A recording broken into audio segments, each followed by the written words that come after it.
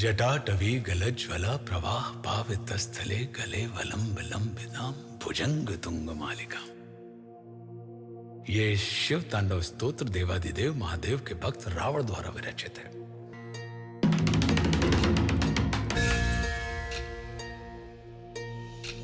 जटाओं से है जिनके जल प्रवाह मात्य गंग का, गले में जिनके सज रहा है हार विष भुजंग का। डमट डमट डमट डमरू कह रहा शिवय शिवम, तरल अनल गगन पवन धरा धरा शिवय शिवम। सजल लहर भी हो गई चपल चपल ललाट पर, धधक रहा है स्वर्ण सा अनल सकल ललाट पर। ललाट से ही अर्ध चंद्र कह उठा शिव शिवम, तरल अनल गगन पवन धरा धरा शिव शिवम। वे नंदनी के वंदनीय नंदनी स्वरूप है, वे तीन लोक के पिता स्वरूप एक रूप है। कृपालु ऐसे है कि चित्त जप रहा शिवय शिवम, तरल अनल गगन पवन धरा धरा शिवय शिवम। समस्त प्राणियों में उनकी ही कृपाएं बह रही, भुजंग देवता की शीर्ष मणि प्रभाएं कह रही। दशा दशा शिवय शिवम, दिशा दिशा शिवय शिवम, तरल अनल गगन पवन धरा धरा शिवय शिवम। वे देव देवताओं के अनादि से गढ़े हुए, समक्ष उनके धूल पुष्प शीर्ष पर चढ़े हुए। विपन्न कामनाओं की है संपदा शिवय शिवम, तरल अनल गगन पवन धरा धरा शिवय शिवम। जो इंद्र देवता के भी घमंड का दमन करें, जो कामदेव की समस्त कामना दहन करें, वही समस्त सिद्धियां वही महाशिवय शिवम, तरल अनल गगन पवन धरा धरा शिवय शिवम। मैं वो रावण हूँ जो इंद्र को सहज पछाड़ा है। मेरे सम्मुख जो भी आया हारा हारा बस हारा है। तरल अनल गगन पवन धरा धरा शिवय शिवम। हर हर महादेव।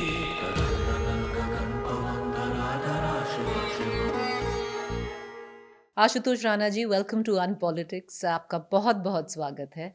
बहुत बहुत धन्यवाद प्रीति। आशुतोष जी, हमारी ये जो पॉडकास्ट है हमारे लिसनर्स के लिए इसका एक अनयूजुअल ओपनिंग होता है, क्योंकि आप बहुत यूज्ड टू होंगे रिच इंट्रोडक्शंस की। आप writer, author, poet, actor, influencer, कहाँ मतलब you would have had such rich introductions. But the opening of our show, जो बिगनिंग है हमारे पॉडकास्ट की, उसमें जो हमारे गेस्ट होते हैं वो अपने आप का परिचय खुद कराते हैं जो हमारे व्यूअर्स हैं। तो आशुतोष राणा कौन है? हाँ, आपने बड़ा अच्छा सवाल पूछा। हम कौन हैं इसी जानने की हमारी परंपरा, या ये कहें कि हमारा जन्म होता है। अब फैक्ट्स की अगर हम बात करें तो ठीक है कि मेरा जन्म जो है वो 10 नवंबर को हुआ। सन नहीं बता रहा हूँ। मेरे पिता का नाम श्री राम नारायण जी है। मेरी माता जी का नाम श्रीमती सीता देवी जी है। मध्य प्रदेश के एक छोटे से गांव गाडरवारा का रहने वाला हूँ। वहाँ मेरा जन्म हुआ। मेरे गुरुदेव का नाम परम पूज्य पंडित श्री देव प्रभाकर जी शास्त्री है। मैंने एजुकेशन के तौर पे नेशनल स्कूल ऑफ ड्रामा से एक्टिंग में, वहाँ से मैं पास आउट हुआ हूँ। कुछ फिल्में की हैं, कुछ अवार्ड मुझे मिले हैं, और कुछ टेलीविज़न सीरीज़ की हैं, एक नाटक कर रहा हूँ, कुछ किताबें लिखी हैं। अगर ये सारे के सारे फैक्ट्स हैं, और आपने मुझसे मेरा परिचय पूछा जिसका संबंध ट्रुथ से है, सत्य से है, तो उसी परिचय को जानने की यात्रा में मैं चल रहा हूँ। और ये अभी यात्रा चल रही है, तो यात्रा में आप सिर्फ स्टेशन बता सकते हैं, लेकिन जिसको आप ये कहना चाहिए कि जो डेस्टिनेशन है, ये पूरा हमारा जीवन, मेरा अपना ये मानना है कि हमारा जो जीवन होता है इसी सत्य को पहचानने के लिए कि हम कौन हैं, उसको जानने के लिए ही हम ये सारे के सारे काम करते हैं। तो अभी मैं वहाँ तक पहुँचा नहीं हूँ कि मैं अपना परिचय दे पाऊँ कि मैं ये हूँ। You have a way with words, that is for sure. एक मैं full disclosure I want to do right in the beginning, because when I had met Ashutosh जी, जब मैं मिली थी, मैंने सबसे पहले बोला था देखिए मैं बहुत नर्वस हूँ, क्योंकि ये मेरा फॉर अनपॉलिटिक्स पहला नॉन पॉलिटिकल इंटरव्यू है। इसके पहले हमारे पास 3 CMs थे, तो उसमें कोई वो नहीं है, क्योंकि आपको पता है आप क्या पूछते हैं। तो आई वाज नर्वस, पर मैं 2 अकाउंट पे आपको बोलूँगी why I am nervous. One, Ashutosh ji of course very nervous के first non political interview for our podcast on politics. दूसरी बात, अब उसको आप चाइल्डहुड ट्रॉमा कहिए, आपके लिए तो ह्यूजेस्ट कॉम्प्लीमेंट है एज एन एक्टर। और मैं बताती हूँ, मैं आए 14 या 15 साल की होंगी, मेरे पिताजी आर्मी में थे और हमें बिल्कुल अलाउड नहीं था, हम 3 बहनें थी, कि आप बॉलीवुड फिल्म्स देखिए। मतलब एक बार अलाउड तो इन द सेंस कि जो आपकी एज से ज़्यादा हो वो आप नहीं देख सकते। और मेरे पेरेंट्स एक फ़िल्म देख रहे थे तनुजा चंद्रा की, जिसको मैंने नीचे से पूरा सुन के और बैठ के देखा था। And I am not joking, जो आपका जो एक किरदार था गोकुल पंडित का, gave me nightmares for many years. आज जब मैं आपसे I have goosebumps still, क्योंकि कोई कोई अगर मैं अपनी आंखें अभी भी बंद कर लेती हूँ, मुझे आपका वो एक सीन याद आता है with your eyes where you came to get something signed. और जो आपका जो पूरा कैरेक्टर था, I think for a lot of young girls और for a 14-15 साल की लड़की को नहीं देखना चाहिए था वो, पर मैंने देखा and it has become a hallmark, if I can say, in my memory that traumatized me for years, Ashutosh ji.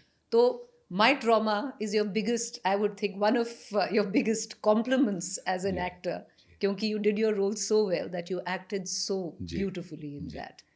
वो बहुत बहुत जिसको कहना चाहिए कि कमाल का किरदार था, और किसी भी एक्टर को परफॉर्म करने के लिए ऐसे अवसर मिल जाए, और देखिए कितने सौभाग्य की बात है कि हम लोग पूरा जीवन निकाल देते हैं और हमारा कोई कैरेक्टर, कोई फिल्म लोगों के मन मस्तिष्क में रहती नहीं है। लेकिन एक इतने आनंद का विषय है कि इतनी सी यात्रा में कुछ ऐसे काम हैं जो आज भी लोगों के, दर्शकों के चित्त में बने हुए हैं। तो ये अपने आप में एक बहुत बड़ी, मैं ये कहता हूँ कि उपलब्धि नहीं, ये कृपा प्रसाद है। इसको कृपा मानी जाएगी कि आपको जीवन में कुछ ऐसे किरदार मिल गए जिसमें आपको अपने उस पोटेंशियल को, उस एक्टिंग स्किल को एक्सप्लोर करने का कहीं अवसर मिला। पर आशुतोष जी स्टुपेंडस, क्योंकि जो मेरा टीनेज लाइफ जो पूरा बीता है ना, वो ट्रॉमा में बीता है ऑफ गोकुल पंडित। जी बिल्कुल ठीक कह रही हैं। नहीं, like I said, hugest compliments, पर all the negative roles that you play. और आज अंग्रेजी में एक शब्द है सेरेंडिपिटी, और उसको आई थिंक सहयोग ही कहेंगे, दैट आज रामनवमी है, आप I think over 300+ successful shows of हमारे राम, और आप जो किरदार प्ले कर रहे हैं रावण का, बहुत लोगों ने आपसे पूछा है कि देखिए रावण क्यों, खुद आपको रावण प्ले करना था? बिल्कुल करना था, क्योंकि रावण इसलिए मैं प्ले करना चाहता था कि जब हम लोग, मेरी शुरुआत जो हुई है, जैसा कि मैंने अपने परिचय में बताया कि गाडरवारा एक होम टाउन मेरा है, जो मध्य प्रदेश का बहुत छोटा सा टाउन है, लेकिन वहाँ पर जो कल्चरल एक्टिविटीज़ होती थी वो सांस्कृतिक तौर पे बड़ा संपन्न शहर है और बड़ा वैचारिक रूप से बड़ा संपन्न शहर है। तो वहाँ पे जो रामलीलाएँ होती थी, तो रामलीलाओं में एक से एक अद्भुत, और इतनी अद्भुत लिखी हुई रामलीला, मतलब जो स्क्रिप्ट उसकी थी वो, मतलब आज इस अवस्था में आके इतने सिनेमा और इतनी तमाम चीज़ें करने के बाद मैं ये कह सकता हूँ कि one of the best writing piece जिसको आप कहते हैं। तो उसमें जब रामलीला होती थी तो उसमें जो रावण का किरदार करते थे हमारे यहाँ पे, उस समय तो वो यंग होते थे, उमा महाराज कहलाते थे वो। तो वो इतने अद्भुत उनका पर्सोना था, ऑरा था, या जिस तरीके से वो अपने आप को प्रेजेंट करते थे, डिलीवर करते थे। तो एज एन एक्टर हम लोगों को उम्र के कारण बंदर भालुओं के किरदार मिलते थे, या मौका लगा तो चलो अंगद का कैरेक्टर दे दो, वहाँ तक हमारी दौड़ होती थी। लेकिन हम पूरी उसकी तैयारी करते थे और मन में ये बनता था कि एक बार कभी रावण को हमें मंच के ऊपर अभिनीत करना है। तो अब वो चीज़ कहीं ना कहीं समय बदला, स्थिति बदली, परिस्थिति बदली, रामलीला बंद हो गई, हम सागर यूनिवर्सिटी चले गए, ड्रामा में करने लगे, नेशनल स्कूल ऑफ ड्रामा आ गए, लेकिन वो दिमाग के अंदर कहीं ना कहीं वो बात घर करी रही। और 2000 तक मैंने थिएटर भी किया फिल्मों के साथ साथ, लेकिन 2000-2001 के बाद मैंने मंच के ऊपर काम नहीं किया, और एक बड़ा 23-24 साल का मैंने ब्रेक लिया। और मन में ये था कि रावण के किरदार को मंच के ऊपर हमें अभिनीत करना है। अब लेकिन रावण का कैरेक्टर अगर आपको करना है तो उसके लिए तैयारी, आपको सबसे पहले मानसिक तैयारी होनी चाहिए। रावण को करने के लिए पहले आपको राम को जानना पड़ेगा, राम को जानना चाहिए। बिना राम को जाने आप रावण के किरदार को हाथ नहीं लगा सकते हैं। तो अब राम को जानने के लिए आपके पास जो सूत्र हैं, साधन है, वाल्मीकि रामायण है, रामचरितमानस है, कंबन रामायण है, आध्यात्म रामायण है, आदि रामायण है। ये जो सारी की सारी चीज़ें जो, क्योंकि बहुत लिखा गया है उनके चरित्र के ऊपर, तो ये आपने पढ़ना शुरू किया। पढ़ने के बाद उसको सोचना विचारना शुरू किया, और विचारने के बाद मैंने 2020 में मेरी एक किताब पब्लिश हुई जिसका रामराज्य। नाम है रामराज्य। तो मानसिक रूप से, वैचारिक रूप से कहीं ना कहीं हमने उस पूरे विषय को समझा, और समझने के बाद जो मुझे समझ में आया, जो हमारे टेक थे, और उस चीज़ को हमने लिखा। और उसके बाद फिर 2024 में हमने हमारे राम के मंचन की शुरुआत की, क्योंकि राम की जो कथा है, जो हमारे राम है, उसका प्रमाइस इतना बड़ा है, इतना विशाल है कि उसको आपको प्रस्तुत करने के लिए कोई बड़ा व्यक्ति ही चाहिए, या ठोस प्रोड्यूसर चाहिए होगा। क्योंकि आप इन बड़े किरदारों की, जिनकी सदियों से कथाएं चलती हुई हमारे पास आज तक पहुंच रही हैं, उसको आप दरिद्र तरीके से प्रस्तुत नहीं कर सकते हैं। उसको, उस प्रस्तुति को तो उसकी गरिमा देने के लिए जो मन चाहिए, जो धन चाहिए, जो संसाधन चाहिए, वो सब कुछ आपको देने पड़ेंगे। तो भाग्य से जिस चीज़ की हम प्रतीक्षा कर रहे थे, तो कोई और भी था जो हमारी प्रतीक्षा कर रहा था, उतना ही सॉलिड प्रोड्यूसर के तौर पे, कि वो ये सोच के बैठे थे कि अगर मुझे ये करना है हमारे राम, और मैं अगर आशुतोष राणा करेंगे तो मैं करूँगा, अन्यथा इसको मैं शेल्व कर दूँगा, इस स्क्रिप्ट को। और उन्होंने 2-2.5 साल मुझे चेज़ किया, और मैं भी उनको लगातार, जिसको आप ये कहें कि मीटर डाल के आप उनकी गहराई नापते रहे। और फिर फाइनली जब चीज़ें बनी, तो हमने रावण का किरदार किया। और उसके पीछे करने की एक सबसे बड़ी वजह ये थी कि मेरा अपना ये मानना है कि बड़ा आदमी वही होता है जिसके संपर्क में आप बड़े हो जाते हैं। तो राम परमात्मा है, मर्यादा पुरुषोत्तम है। तो राम के संपर्क में आके, अगर एक सकारात्मक ऊर्जा के संपर्क में आके एक नकारात्मक ऊर्जा का ट्रांसफॉर्मेशन नहीं हुआ, तो फिर कहीं ना कहीं वो प्रश्न चिन्ह लग जाएगा। तो राम और रावण के बीच की जो बात है कि क्या वजह रही कि एब्सोल्यूट पावर होने के बाद, शिव का साधक होने के बाद, शस्त्रों की ज्ञाता होने के बाद, शास्त्र का ज्ञाता होने के बाद, ज्योतिषाचार्य होने के बाद, आयुर्वेदाचार्य होने के बाद, एब्सोल्यूट पावर होने के बाद, क्या वजह रही कि वो राम जो जिसके अंदर हीरोइक तमाम क्वालिटीज़ थी, वो प्रतिनायक या विलेन के रूप में कन्वर्ट हो गया। जिसको वंदन का विषय होना चाहिए था, वो क्रंदन और निंदा का विषय हो गया। तो मेरे मन में उस पूरी की पूरी यात्रा को जानने की बड़ी इच्छा थी। दूसरा, रावण जैसा जो किरदार है, वो इतना अद्भुत किरदार है कि आप देखें, हम जिसका नाम भजते हैं, हम जीवन में उसके जैसे हो जाते हैं। जिसके बारे में हम सोचते हैं, विचारते हैं लगातार, हम जीवन में उसके जैसे हो जाते हैं। तो राम के, रावण के हिस्से में देखिए, उनके आराध्य कौन है? बोले महादेव है। और उसके शत्रु कौन है? बोले नारायण है। तो वो जिसके भी बारे में, या तो हम अपने मित्रों के बारे में, अपने आराध्य के बारे में अधिक विचारते हैं, या हम अपने शत्रुओं के बारे में अधिक विचारते हैं। तो हम जिस भी गति को रावण प्राप्त होगा, कि अगर मान लीजिए कि आराध्य की गति को जाते हैं तो कैलाश में जाएंगे, शिव को प्राप्त होंगे, और यदि शत्रु की गति से अगर आप जाते हैं तो आप वैकुंठ को जाएंगे, नारायण को प्राप्त होंगे। तो इनके दोनों हाथों में लड्डू हैं, रावण के किरदार के हाथ में। और ट्रांसफॉर्मेशन की एक सबसे बड़ी अद्भुत, आप जिसको आप कहें कि अगर आप किरदार कि इस किरदार में, जैसे संगीत में 7 सुर होते हैं, वैसे ही इस किरदार में भी 7 सुर हैं, और 7 सुर बड़े तीव्र बजते हैं। तो उसका जो आनंद होता है, तो मुझे लगता है किसी भी अभिनेता को एक सुर में एक तारा बजाने का आनंद नहीं आता है। कहीं ना कहीं वो 7 सुर में खेलना चाहता है। तो वही एक हमारी अपने आप में अभिलाषा रही। क्योंकि अगर आप विलेंस में भी देखेंगे, प्रतिनायकों में भी देखेंगे, तो रावण से बड़ा विलेन आपको समझ में नहीं आएगा। कि कैसा विलेन, कि जिसके अंदर सब कुछ हीरोइक ट्रेड्स हैं, लेकिन फाइनली लैंड कहाँ करते हैं? बोले विलेन में, विलेनस टेरिटरी में जाके आप लैंड करते हैं। तो वो जो एक जो आप कहना चाहिए कि उसका जो जादू था, करिश्मा था, वो मुझे कहीं ना कहीं अट्रैक्ट करता था एक अभिनेता के तौर पे, कि मुझे वो करना है। Ashutosh ji, if you look at destiny, और अगर आप बिलीव करते हैं डेस्टिनी में, then it would be a role that you have prepared for जब आप बहुत छोटे थे, और कल्मिनेशन उसका अभी हो रहा है। Would you? मेरा मानना है प्रीति कि होता क्या है कि हम लोग जीवन में चूँकि हम भारतवर्ष में रहते हैं और हम सब अपने अपने स्तर पे अपने अपने भगवानों की पूजा करते हैं, अपने अपने इष्ट की पूर्ति के लिए, अपने अपने उसके कल्याण के लिए। हम क्या करते हैं कि हम ये कहते हैं कि हमने पूजा अभी की है तो हमें अभी चाहिए, लेकिन उस परम सत्ता का हमसे कहना है ये कि तुमने अभी किया है ना, तो मैं तुमको कभी दूंगा। तो ये जो अभी और कभी के बीच के कारण हम उसमें थक जाते हैं। मेरा इस चीज़ में अखंड विश्वास हुआ कि तुम अगर अभी कर रहे हो ना, तो विश्वास रखो कि तुम्हें कभी प्राप्त होगा, कभी तुम्हें मिलेगा। तो मैं इस बात को अपने जीवन में कहीं ना कहीं घटित होते मैं देख रहा हूँ और देखता हूँ कि आप अभी कर रहे हैं, मन लगा के कीजिए जो उस समय आपके पास क्षमता है। मन लगा के विचार करिए जो आपके पास क्षमता है।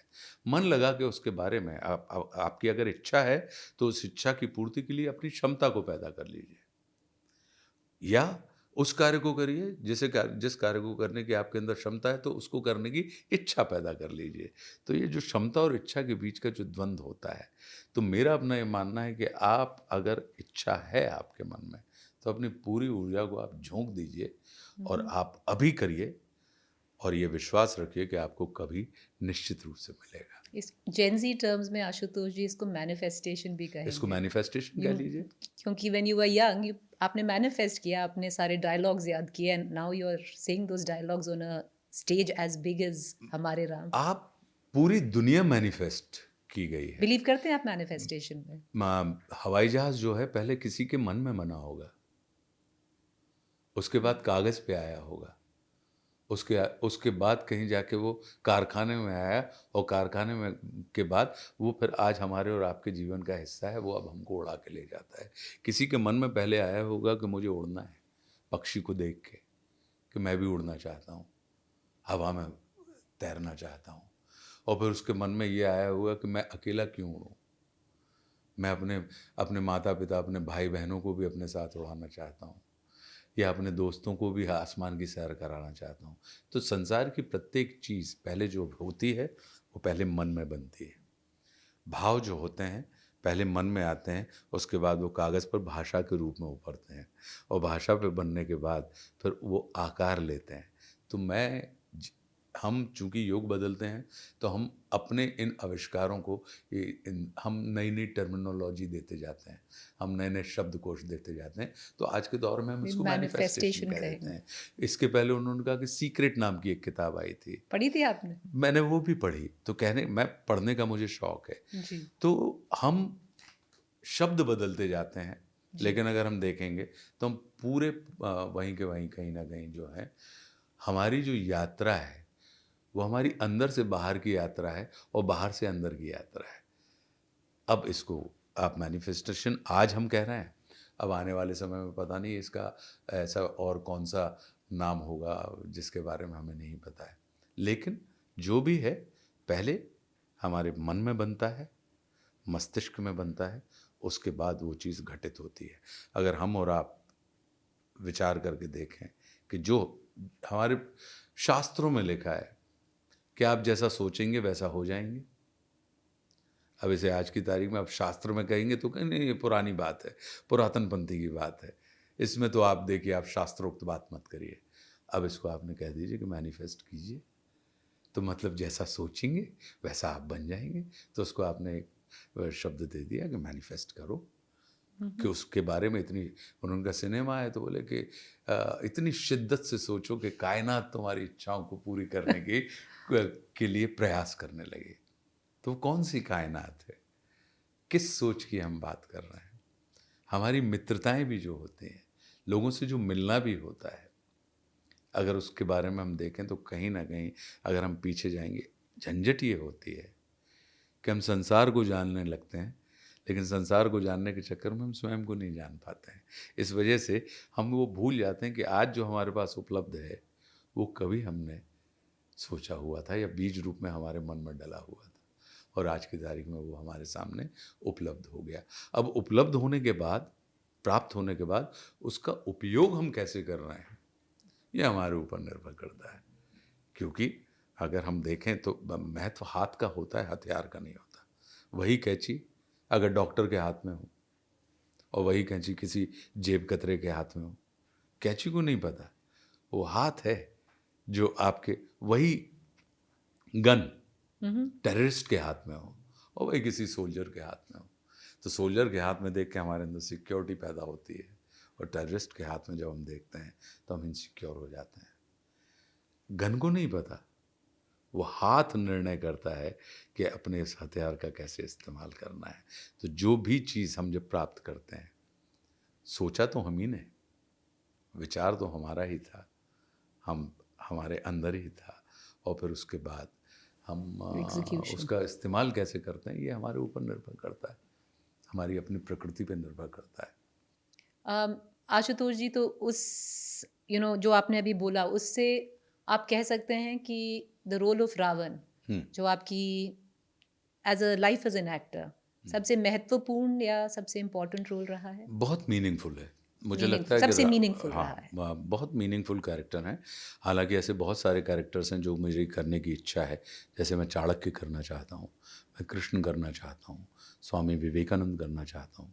इन सारे किरदारों को करने की इच्छा है, क्योंकि अगर आप देखेंगे तो इनका जो आयतन है, इनका जो फलक है वो बहुत विशाल है, और आप अगर इस विशाल फलक को अगर समझते जाएं तो आपका अपना जो जीवन है, आप देखिए ना कि आप जब हमारे राम देखेंगे तो आप राम की दृष्टि से रावण को देख रहे हैं और राम को रावण की दृष्टि से देख रहे हैं। तो दो, आप देखें कि राम भी शस्त्रों में निपुण थे, हीरोइक पर्सनालिटी थी, शास्त्र में निपुण थे, शक्ति के उपासक थे, महादेव के उपासक थे। दूसरी तरफ रावण भी शास्त्र में निपुण, शस्त्र में निपुण, महादेव के उपासक, शक्ति के उपासक। एक को शक्ति ने वरण किया, सीता जी ने, और दूसरे ने शक्ति का हरण कर लिया। तो अगर हम देखें, लेकिन क्या वजह हो गई जीवन में कि एक वंदनीय हो गए और दूसरे निंदनीय हो गए। तो जीवन की सिर्फ अप्रोच ही है कि राम जो थे वो एक्सेप्ट, एप्रिशिएट और एक्नॉलेज के भाव से भरे हुए थे, और रावण जो था एक स्वीकार की भावना से भरे हुए थे, और रावण जो थे वो इनकार के भाव से भरे हुए थे कि जीवन में वो उस मतलब उनके मन में निषेध था और दूसरे के मन में स्वीकार था। एक के लिए सबकी इच्छा अपनी इच्छा थी, दूसरे के लिए अपनी इच्छा सबकी इच्छा है। तो सिर्फ इस बात को अगर ध्यान रखें तो एक जैसे व्यक्तित्व होने के बाद, एक जैसी यात्रा होने के बाद, एक वंदन के विषय हो गए, दूसरे निंदा के विषय हो गए।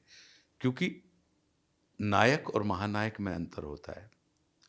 नायक आप उस व्यक्ति को कहते हैं जिसके मित्र, जिसके समर्थक उससे प्रेम करें, उसका आदर करें, ऐसा व्यक्ति नायक होता है।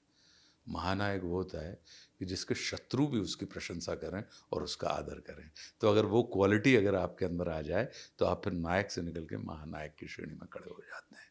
और राम को मैं महानायक की श्रेणी का व्यक्ति मानता हूँ कि राम और रावण, इन्होंने एक दूसरे के सामने जब आए हैं तो एक दूसरे की मर्यादा का कभी उल्लंघन नहीं किया। एक दूसरे का उन्होंने शत्रुता भी करी तो बड़े गरिमापूर्ण तरीके से। और जैसा कि मैं हमारे राम में ये कहता भी हूँ, जब लक्ष्मण को रावण अंतिम समय पे ज्ञान देते हैं तो वो बताते हैं कि क्या अंतर है। बोले रावण को ज्ञान का अहंकार था और तुम्हारे भाई राम को अहंकार का ज्ञान है।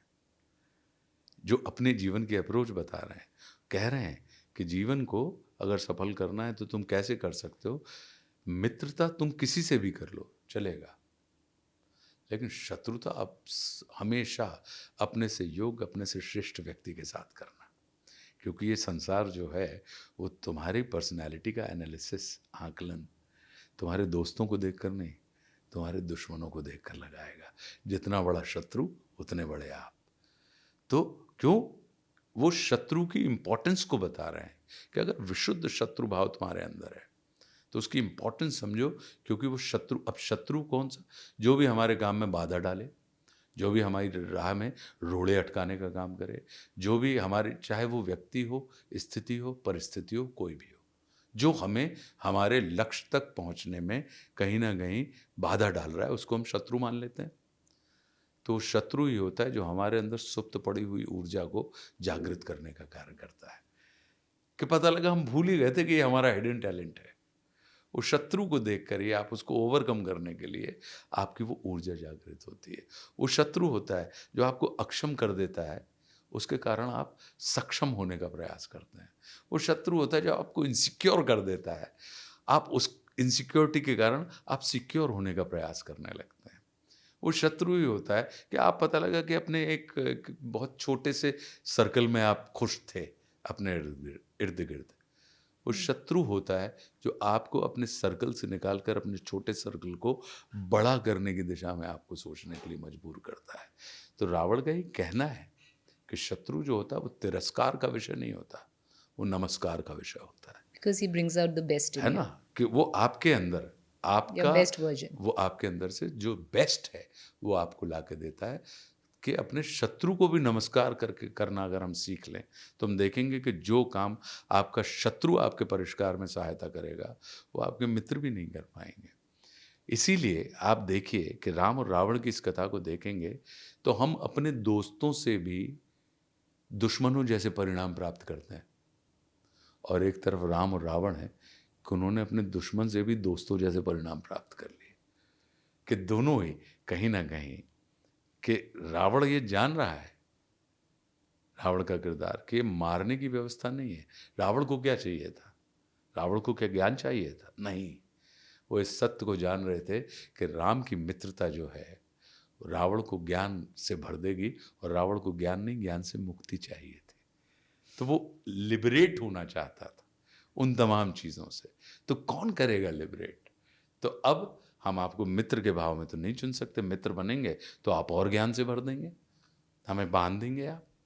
मुझे बंधन नहीं चाहिए, मुझे मुक्ति चाहिए। तो उस दिशा में उन्होंने, तो ये इतने बड़े, इतने मीनिंगफुल कैरेक्टर्स हैं।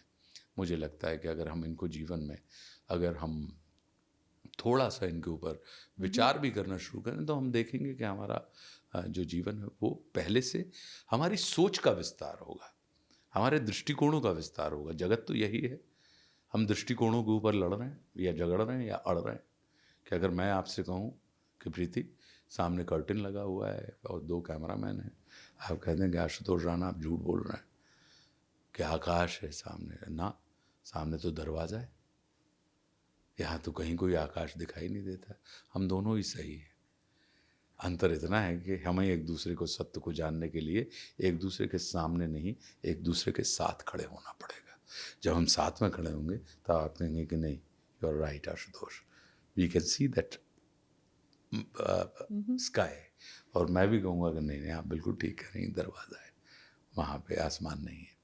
तो ये जो किरदार हैं वो आपको जीवन में सिर्फ दृष्टि ही नहीं देते हैं, विभिन्न दृष्टिकोण देते हैं।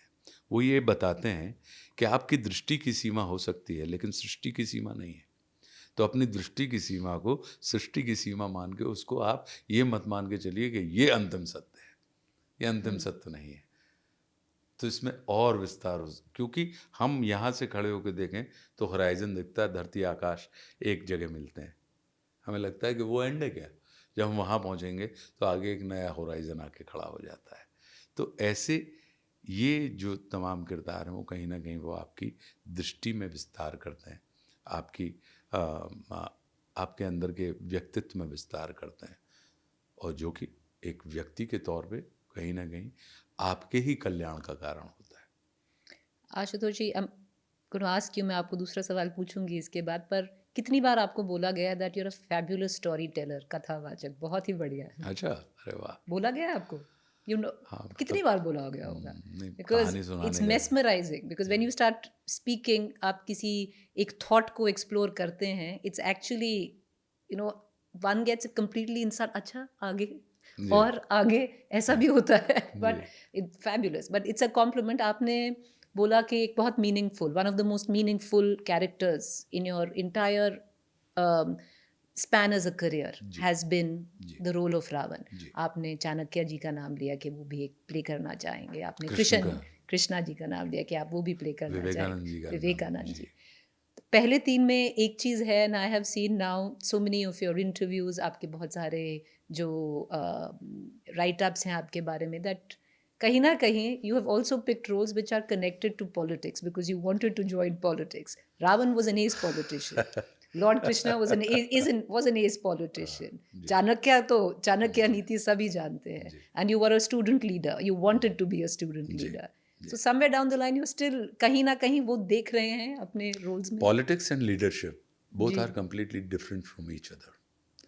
Leadership is required for good politics, but ये आवश्यक नहीं कि every politician is a good leader. But every leader can be a good politician. So वो जो चीज़ है, तो मेरा झुकाव जो है वो लीडरशिप की तरफ है, क्योंकि मेरा अपना ये मानना है कि लीडर का काम क्या है. Leadership is not a matter of state, it is not a matter of position, it's a matter of state. आप देखेंगे जब हम और आप जाते हैं रेस्टोरेंट में, आप जाइए, हर दरवाजे पर लिखा होता है पुल और पुश. हम सबसे अक्सर ये गलती हो जाती है कि जहाँ पे पुल लिखा होता है हम वहाँ पुश करने लगते हैं, और जहाँ पे पुश लिखा होता है हम वहाँ पे पुल करने लगते हैं. और इंस्ट्रक्शंस लिखे होने के बाद भी हमसे ये गलती हो जाती है. तो लीडर की जो क्वालिटी होती है वो क्या करता है कि आगे चलने वाला सिर्फ लीडर नहीं मानता, वो कहता है कि मेरे साथ जो चल रहा है, पोजीशन उनकी अवस्था नहीं बदलनी है, तुम्हें अपनी अवस्था बदलनी है कि कब तुमको पीछे से किसी को पुश करना है या कब किसी को ऊपर से पुल करना है, ऊपर खड़े होके, कब तुमको आगे रहना है, कब तुमको पीछे रहना है, कब तुमको नीचे रहना है और कब तुमको ऊपर रहना है. वो लगातार पोजीशन बदलता रहता है, क्योंकि लीडर जो होता है वो लैडर के जैसा होता है. और लैडर का काम क्या होता है, जो नीचे खड़े हैं उनको ऊपर पहुंचाने का काम करे, और जो ऊपर खड़े हैं उनको नीचे उतरने की सुविधा दे. अन्यथा ऊपर पहुंचने के बाद अगर लैडर ना हो तो हमारे पास 2 ऑप्शन बचते हैं, या तो हम गिरेंगे ऊपर से. तो ऊपर पहुंचना बड़ी मेहनत का काम है. तो ऊपर पहुंचने के बाद नीचे उतरने की सुविधा आपके अंदर हो. तो जब आप क्योंकि आपके व्यक्तित्व का, हमारे व्यक्तित्व का आकलन तब नहीं लगाया जाता जब हम उरूस पर होते हैं, जब हम चढ़ रहे होते हैं.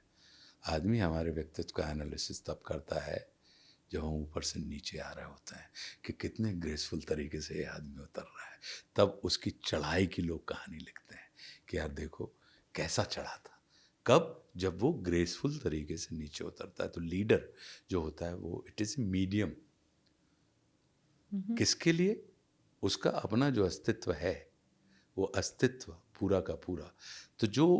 तो मेरी रुचि जो है वो लीडरशिप में है. आप, और रही बात राजनीति की, तो राजनीति में, तो लोकतंत्र में प्रत्येक व्यक्ति राजनीति में होता है. जो भी व्यक्ति वोट डालने की स्थिति में है वो राजनीति में है, क्योंकि आप ही और हम हैं मिलके जो हम चुनाव करते हैं. राजतंत्र में ये सुविधा आपके पास नहीं होती. राजतंत्र में व्यक्ति का महत्व होता है और लोकतंत्र में विचार और व्यवस्था महत्वपूर्ण हो जाते हैं. तो विचार और व्यवस्था जो हमारी और आपके बीच की होती है वो, और लीडरशिप सिर्फ सदन तक निर्भर नहीं करती. एक ऑटो वाला है, वो लीड कर रहा है अपनी लाइफ, कितने ग्रेसफुल तरीके से वो लीड करते हुए चला जा रहा है. वो लीड कर रहा है पैसेंजर्स को जो उसके साथ बैठे हुए हैं. टैक्सी वाला है, मान लीजिए आप किसी पानी पूरी की दुकान पे जा रहे हैं, वो आपको लीड कर रहा है. वो आपने कहा कि मुझे भैया चटनी मत डालना, खटाई मत डालना इसमें. वो आपके टेस्ट बड को पहचान रहा है आधा मिनट में, और वो आपको तृप्त करने का काम कर रहा है. वो तुरंत आपसे मिला नहीं है, उसने सिर्फ आपको देखा और एक बार आपने कहा कि भैया ये इसमें आप खट्टा मत डालिएगा. वो समझ गया. और जब वो आप खा के जाते हैं तो आप देखते हैं जो अच्छे दुकानदार होते हैं, जिनके अंदर लीडरशिप क्वालिटी होती है, आप जब उनके यहाँ से पानी पूरी खा के निकलेंगे तो आप पाएंगे कि यार इसने एग्जैक्टली वही दिया जो मुझे चाहिए था. तो ये व्यक्ति की फितरत है. अब उसको डेवलप करने का एक तरीका हो सकता है, जिसको हम और आप पॉलिटिक्स कहते हैं, राजनीति कहते हैं, क्योंकि मेरा राजनीति के बारे में भी यही मानना है। आप इसके ऊपर चर्चा करके मैं आपके उस दुख को और नर्वसनेस को कम कर रहा हूँ, because it is your first Non-political interview on politics. So we are just discussing about politics, not politicians. Not politicians. Correct? So 100%. what is राजनीति? What is politics? तो राजनीति के शब्द को अगर हम देखें तो इसमें दो भाव निकलते हैं प्रीति। एक तो होता है राज करने की नीति, इसको भी हम राजनीति कहते हैं, और एक होता है नीति पूर्वक राज, इसको भी हम राजनीति कहते हैं। तो अब ये it is depending on you और anyone whoever is into this mindset, और तो आप ये निर्णय आपको करना है कि राजनीति के इस बात को आप नीति पूर्वक राज को, अच्छा अब राज और राज्य की जो बात है, अगर हम देखें, हम राम राज्य पे अगर आते हैं तो राम राज्य जो मैंने किताब लिखी है उसमें राम राज नहीं है, राम राज्य है। क्यों? क्योंकि उसमें राज में जब तक व्यक्ति है तब तक उसका महत्व होगा और उसके अनुसार व्यवस्थाएं चलेंगी। लेकिन जो लीडर होते हैं वो क्या करते हैं, वो राज में विश्वास नहीं रखते, क्योंकि वो जानते हैं कि व्यक्ति की एक्सपायरी डेट है, व्यक्ति की सीमा है, लेकिन विचार और व्यवस्था की एक्सपायरी डेट नहीं होती। ये लगातार चलते रह सकते हैं। तो वो क्या करते हैं कि वो राज्य की स्थापना करते हैं ताकि विचार और व्यवस्था महत्वपूर्ण हो जाए, कि व्यक्ति रहे या ना रहे, लेकिन वो विचार और वो व्यवस्था जो निर्धारित की गई है, बनाई गई है, उसको स्वीकार करके और उसको संचालित करने वाला एक समाज लगातार निश्चित रूप से खड़ा रहे। तो राज्य इसलिए कालजयी हो जाते हैं। और लोकतंत्र में हम और आपके पास ये व्यवस्था होती है, क्योंकि राज जो है वो राजतंत्र का प्रतीक है। उसमें क्या होता है, राज सफल ही तब होगा राजतंत्र जब ऑप्शन ना हो। किंग को चाहिए कि एक भी ऑप्शन ना बचे। और लोकतंत्र कब सफल होगा, जब you have plenty of options, कि आपको विकल्पों का अभाव ना हो, कि आपको तमाम जगह आपको विकल्प। तो उससे क्या होगा कि जो बैठा है उसकी संकल्प शक्ति बढ़ती है कि इतने सारे विकल्प हैं, कोई भी विकल्प मुझे रिप्लेस कर सकता है। तो अगर मुझे अपने आप को रिप्लेस नहीं होना है तो मुझे विचार को और व्यवस्था को पकड़ के चलना पड़ेगा। तो उसकी संकल्प शक्ति बढ़ती है उन विकल्पों को देखकर। और इधर पर चूंकि निर्विकल्प होता है राजा, राजतंत्र वाले, मोनार्की की जो हम बात करते हैं, तो जब निर्विकल्प होते हैं, तो जब विकल्प नहीं होते तो संकल्प शक्ति का भी शरण होता है कि हमें करना क्या है, हम करेंगे क्या, there is no one who can compete with me. So वो वाली जो बात, रावण का अहंकार, तो वो जो, क्योंकि रावण के शरण का कारण क्या था, क्योंकि देखिए क्या है प्रीति, अहंकार पैदा होने के कई कारण होते हैं। सत्ता से भी अहंकार पैदा होता है, सौंदर्य से भी अहंकार पैदा होता है, सौंदर्य का भी अहंकार होता है, संपत्ति से भी अहंकार पैदा होता है, ज्ञान से भी अहंकार पैदा होता है, और धर्म से भी अहंकार पैदा होता है।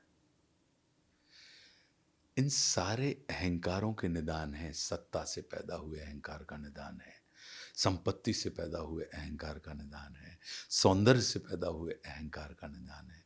लेकिन स्मरण रखने योग्य यह है कि ज्ञान और धर्म से पैदा हुए अहंकार का कोई निदान नहीं। तो रावण की जो स्थिति थी वो ज्ञान का अहंकार था, धर्म का अहंकार था। कि क्या, कि मैंने तो महादेव को प्रसन्न करने के लिए, लोग तो नारियल चढ़ाते हैं, बेलपत्र चढ़ाते हैं, मैंने तो अपने शीश को 10 बार काट के चढ़ा दिया। शीश को काटना मतलब अहंकार को काटना। उसने 10 बार अपने अहंकार को काटा, और आप देखिए उसका अहंकार तो धर्म से पैदा हुआ, ज्ञान से पैदा हुआ, कि हमने तो अपने अब परमात्मा को तो मेरी बात मानेंगे, ये आपको मेरी इच्छा पूरी करनी पड़ेगी।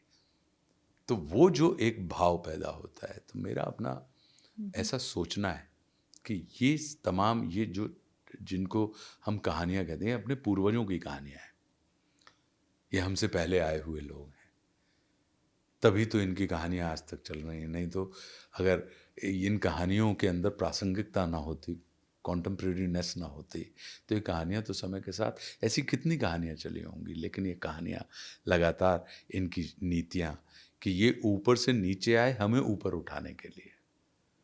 अब ये हमारे ऊपर निर्भर करता है कि ये इनका ऊपर से नीचे आना हमें ऊपर उठाने के लिए, तो हम ऊपर उठें या इनको ही हम अपने स्तर पर खींच लें। ये अब हमारे ऊपर, अब वो हमारे बुज़ुर्ग हैं, हमारे पूर्वज हैं, तो बुज़ुर्गों की हम सब के प्रति, बच्चों के प्रति थोड़ी सी उनके प्रति सहृदयता होती है। वो लगातार लंबे समय तक उनको अवसर देते हैं, तो वो देते रहते हैं हमको, आपको। लेकिन अगर इन समस्त किरदारों को हम देखेंगे, हम पाएंगे तो इनकी कहानियों में, इनकी कथा में हमारी और आपकी व्यथा को शांत करने और समाप्त करने की शक्ति है। तभी इनकी कथाएं लगातार चल रही हैं। हम वही कथा सुनते हैं प्रीति जी। जिस कथा में हमें अपनी व्यथा के समाधान दिखाई देते हैं, क्योंकि प्रत्येक व्यक्ति के अंदर व्यथा है। व्यथा मतलब हमें तकलीफ है, परेशानियां हैं, समस्याएं हैं। तो हम किन कथाओं को सुनेंगे जिनमें हमें अपनी समस्याएं भी दिखाई दें और उसके समाधान भी हमको दिखाई देते चलें कि अरे ये वाला सूत्र हम अप्लाई कर लेते हैं तो शायद हमारी भी व्यथा का शमन हो जाएगा, निदान हो जाएगा। आशुतोष जी, आपने जो कि ये सूत्र हम अप्लाई करें, तो उसके हिसाब से जैसे आपने डिटेल में बताया है on Ravan was a villain and there is also Shri Ram, और जो ये डुअलिटी है, बोथ रिस्पेक्टेड ईच अदर। और आपने बहुत डिटेल में बताया है दैट अहंकार, but otherwise he was a great man, Ravan. Current context में आशुतोष जी हम अप्लाई करें, because the villainisation of Ravan, that also do you think maybe needs to end? One needs to accept him with all his flaws, but accept him as somebody who was also very great. हमें रावण की अगर हम रावण को बोलेंगे तो रावण से हम कभी नहीं बच पाएंगे। रावण को समाप्त करने के लिए रावण को जानना होगा, और रावण को आप सिर्फ विलेन कह के एक तरफ नहीं टिका सकते, क्योंकि जब हम विलेन कह के टिकाते हैं किसी भी किरदार को, तो इसका मतलब है कि हमने उसको समाज से ही और अपनी सोच से ही अलग कर दिया। और वो रावण जैसी जो चेतनाएं होती हैं, वो कोई व्यक्ति तो होती नहीं है, वो विचार होते हैं, वो मानसिकताएं होती हैं। तो चूंकि अब हम आपके बारे में सोच ही नहीं रहे, आप कहाँ से हमारे पीछे घुस गए और हमको लगा कि नहीं, ये रावण नहीं है, लेकिन वो रावणत्व है। तो रावण के अगर हमको उनसे बचना है, उस भाव से बचना है कि ज्ञान का अहंकार ना हो, शक्ति का अहंकार ना हो, सत्ता का अहंकार ना हो, सौंदर्य का अहंकार ना हो, कि अगर हम देखें तो क्या बोले कि परम वीणा वादक, कि रावण जब वीणा बजाते थे, कि संगीत की बात कर रहे थे, इतना अद्भुत संगीतकार। आप आयुर्वेद की बात करते हैं तो पता लगा कि जिस नाड़ी विज्ञान की हम और आप बात करते हैं, अगर हम आयुर्वेद में चले जाएंगे तो उसके प्रणेता रावण है। हम तंत्र विज्ञान की बात करते हैं, तो ये सारी चीज़ें जानने के बाद कि वो क्या है, कि सब कुछ आपने अर्जित किया, लेकिन इससे उत्पन्न होने वाले विकार से आप मुक्त नहीं हो पाए, आप विकार से ग्रस्त हो गए। तो अगर हमको सचमुच में इन विकारों से पस्त नहीं होना है, और सचमुच में इतनी सारी क्वालिटीज़ के बाद अगर हम चाहते हैं कि हम अभिनंदन का विषय बने, To accept him. तो फिर हमको उनको पूरा 360 डिग्री में हमको स्वीकार करना पड़ेगा और देखना पड़ेगा उस दृष्टिकोण से। जब हम उनको देखेंगे, देखने के बाद हम उनको समझेंगे, और समझने के बाद ये हमें समझ में आएगा कि वो चूकें हमसे कहाँ होती हैं, कैसे होती हैं, क्या ये व्यक्ति की चूक थी या उस प्राप्ति की चूक थी जिसने उसको समाप्ति के पास पहुंचा दिया। लेकिन आपको उस बुद्धिमत्ता को भी एक्सेप्ट करना पड़ेगा कि देखिए आपके कितना वाइस है व्यक्ति, कि एनिमी के तौर पे वो अपने से ज़्यादा योग्य व्यक्ति को चुन रहा है। हम और आप शत्रुता के तौर पे हम अपने से ज़्यादा इन्फीरियर व्यक्ति को चुनते हैं। तो चाहे व्यक्ति हो या राष्ट्र, जब भी कभी शत्रुता ठाननी हो तो अपने से योग्य, अपने से बड़े व्यक्ति के साथ ठानिए, चाहे व्यक्ति के रूप में हो चाहे राष्ट्र के रूप में। आप देखेंगे कि वो शत्रु होते हुए भी आपको एलिवेट कर देगा, क्योंकि जो अच्छे रणनीतिकार होते हैं वो, आप ये ध्यान रखिए कि अच्छा शिकारी कभी भी कुत्ते का शिकार नहीं करता। एक उदाहरण के तौर पे हम बात कर रहे हैं, जब शिकार चलते थे उस समय की हम बात कर रहे हैं, वो शेर का ही शिकार करता है। लेकिन मान लो धोखे से, गलती से उसके हिस्से में कुत्ता पड़ जाए तो वो पहले कुत्ते को शेर बनाता है, उसके बाद फिर वो उसका शिकार करता है। क्यों? क्योंकि वो इस सत्य को जानता है कि जगत ये नहीं देखता कि आपने कैसे मारा, वो ये देखता है कि आपने किसका शिकार किया। तो किसके शिकार पे, तो आप जितना भी अगर हम उठा के देखें रणनीतिकारों को, इसको मैं उदाहरण के तौर पे मैंने उस बात को समझाया, लेकिन रणनीतियां कि अगर मान लीजिए धोखे से अगर हम राम रावण पे आ जाएं, तो रावण ने टेस्ट किया कि ये नारायण है कि नर है। कहीं ऐसा ना हो कि खरदूषण बाई चांस मारे गए हों, शूर्पणखा के नाक कान कट गए, ये तो बाई चांस हो सकता है। कभी कभी बाई चांस एक व्यक्ति जो होता है वो जीत जाता है ना। मुझे टेस्ट करना है, और अगर टेस्ट करना है और अगर मान लो ये इन्फीरियर व्यक्ति है, अगर मैं इनसे जीत भी जाऊंगा जाके, तो कद उसका ही बढ़ेगा कि बताओ सामान्य व्यक्ति को मार दिया। लेकिन अगर ये सामान्य व्यक्ति नहीं है और असामान्य व्यक्ति भी हो, बाई चांस भी है, तो now I have to make him more big. और फिर बिग करने के लिए क्या करना है, बड़ा करने के लिए क्या करना है कि तुम्हारे जीवन में तुमको मुझ तक बुलाना है। अब मुझ तक पहुंचने के लिए अगर तुम मुझ तक पहुंच गए तो तुम तो पहले बंदर भालू अप्रशिक्षित लोगों की सेना एक सुप्रशिक्षित लोगों की सेना के साथ लड़ रही है, जो उस समय की वर्ल्ड क्लास आर्मी थी, जिसने समस्त पूरे त्रिलोक के ऊपर शासन किया हुआ था। राम ने अयोध्या से नहीं बुलाई सेना कि भरत, शत्रुघ्न, तुम्हारी भाभी मातेश्वरी सीता का हरण हो गया है तो तुम सेना भेज दो ना। मैं जंगल में हूं, लीडरशिप क्वालिटी देखिए आप। तो जो जंगल में बंदर भालू लोग मिल रहे हैं, जो वहां से जाके फिर कहाँ जाते हैं, उनको इकट्ठा करते हैं, पावर, आप उनको प्रशिक्षित करते हैं। फिर चुनौती खड़ी हो जाती कि अब उन तक पहुंचने के लिए तो बीच में 100 योजन समुद्र है, कैसे पार करें। तो चलो पार कर भी लिया, तो मेरी अप्रशिक्षित सेना उस सुप्रशिक्षित सेना से वहां तक पहुंचते पहुंचते कहीं ड्रेन आउट ना हो जाए। तो इतनी बड़ी बड़ी चुनौतियां राम के सामने खड़ी की, जिनको पार करते हुए उस पूरी यात्रा में दशरथ नंदन राम, जन जन नंदन राम किस स्थिति में आ गए, बोले एक राम दशरथ का बेटा, एक राम घट घट में बैठा, और एक राम का सकल पसारा, एक राम सब हों ते न्यारा। नर से नारायण की पूरी यात्रा हो गई कि आपके अंदर आपका जो विस्मृत ईश्वरत्व है, ये हम और आप ये मान के चलते हैं कि विस्मृत ईश्वरत्व, तो आपके विस्मृत ईश्वरत्व को स्मृत करवा दिया आपके सामने खड़ी हुई पहाड़ जैसी चुनौतियों ने। और जब आप आके कॉम्बैट करते हैं और जब आप मुझे नॉकडाउन करते हैं, तो दोनों की गरिमा बची रही।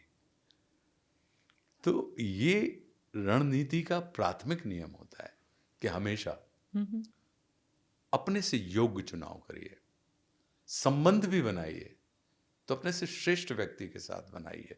हम अपने सबऑर्डिनेट्स भी रखते हैं, तो अगर हम देखें क्या बॉस करता क्या है, जो मैनेजर होता है वो अपने से सबऑर्डिनेट, अपने से इंफीरियर मत रखिए, अपने से सुपीरियर रखिए।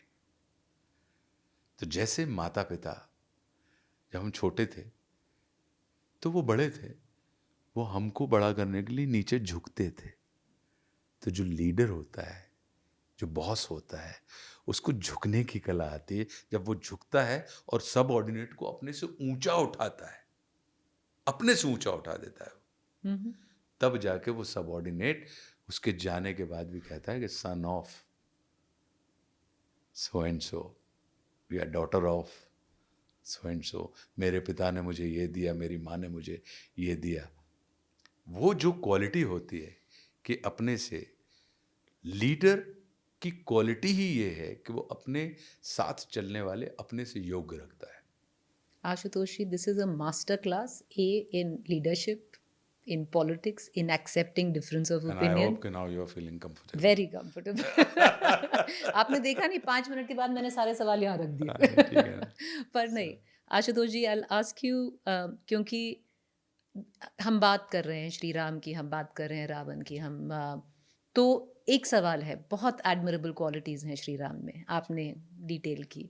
अब मैं उस जैसे हम लेडी श्री राम कॉलेज में थे, तो सारी महिलाएं, हमारा एक वो होता था, एक मतलब ओपन हाउस, उसमें बहुत आर्ग्यूमेंट्स होते थे बैक एंड फोर्थ कि अगर श्री राम भगवान हैं तो उन्होंने अपनी और मैं कहती थी, अगर भगवान है तो उन्होंने अपनी ही जो उनकी पत्नी थी गर्भवती, एक धोबी के कहने से उसे छोड़ दिया, भगवान ऐसा थोड़ा ना करेंगे। तो उसका क्या जवाब है? क्योंकि आजकल बहुत सारी जेन जी मान लीजिए, बहुत महिलाएं हैं जो ये नहीं, पूछती हैं और ये सवाल। हम ये सवाल इसलिए नहीं पूछ रहे हैं कि हम अपने आप को उनको कंडेम करना चाहते हैं। हम ये सवाल इसलिए पूछ रहे हैं कि वो हमारे बुजुर्ग हैं, और हमारे बुजुर्ग का कोई अगर एक कृत्य जो हमें समझ में नहीं आ रहा है, वो हमें बॉदर कर रहा है, तो कहीं ना कहीं हम उस बॉदर लेस होना चाहते हैं, तो इसलिए खड़ा करते हैं हम ये सवाल। मेरी दृष्टि से अगर हम देखेंगे प्रीति, तो ऐसा व्यक्ति जिसने पुत्र की मर्यादा का पालन किया हो, हम मर्यादा पुरुषोत्तम कहते हैं। मर्यादा मतलब कि सारे नॉर्म्स, रिस्पॉन्सिबिलिटी, सब कुछ, सारे नॉर्म्स में हम, जिसने मित्र की मर्यादा का पालन किया हो, जिसने शत्रु की मर्यादा का पालन किया हो, जिसने पति की मर्यादा का पालन किया हो कि स्वप्न में भी उन्होंने पर स्त्री का चिंतन नहीं किया, जिसने अनुगामी की मर्यादा, जब विश्वामित्र के साथ चल रहे हैं तो शिष्य की मर्यादा का पालन किया हो, और जिसने राजा की मर्यादा का पालन किया हो। जो भी हिस्से में उनके जीवन में जितने भी चुनौतियां आई, या जितने भी पक्ष आए, या काम करने के जितने भी अवसर आए, उन्होंने सब में मर्यादा का पालन किया, इसलिए हम उनको मर्यादा पुरुषोत्तम कहते हैं। अब आपके सवाल का जवाब मैं अपनी बुद्धि से, मैं ये नहीं कहूँगा कि आप इसको सहमत हों, लेकिन मैं ये कहूँगा कि इस पर सोचें ज़रूर, विचारें ज़रूर। धोबी ने अगर ये सवाल राजा राम से राजसभा की जगह राजभवन में किया होता, तो वो राम जिसने मात्र अपनी स्त्री के हरण के लिए 1 लाख पूत 1.25 लाख नाती वाले रावण को 100 योजन समुद्र पार करके रावण की सोने की लंका में ही भस्मीभूत कर दिया, वो इसका क्या जवाब देता, इनका क्या हर्ष करता? उन्होंने ये सवाल उनसे राजसभा में किया, तो राजसभा में राजा राम बैठा था, तो राजा राम के अंदर द्वंद्व ये पैदा हुआ कि इस बात का जवाब राजा राम दे या पति राम दे। अब तुम बैठे हो राजसभा में, तुमको यहाँ पे राजा की मर्यादा का पालन करना है, तो राजा की मर्यादा क्या कहती है कि यदि प्रजा के मन में कोई अनर्गल बात भी आती है, तो राजा का दायित्व होता है कि भले ही उसमें स्वयं को ही कितना कष्ट क्यों ना हो, प्रजा की शंका का समाधान या उसकी इच्छा की पूर्ति करना राजा की मर्यादा के अंतर्गत आता है। तो वो क्या करते हैं? त्याग नहीं करते, परित्याग करते हैं। त्याग और परित्याग में अंतर होता है। त्याग का मतलब होता है मन कर्म वचन से किसी चीज को छोड़ देना, मतलब हम उसके बारे में विचारते भी नहीं। परित्याग का मतलब क्या होता है? स्व के लिए नहीं, पर के लिए, तुम्हारे सेटिस्फैक्शन के लिए। कहाँ भेज रहा हूं मैं उनको? अपनी ही टेरिटरी के उस समय के दून स्कूल में। जो वाल्मीकि का आश्रम है। कहाँ है वो? वहीं है।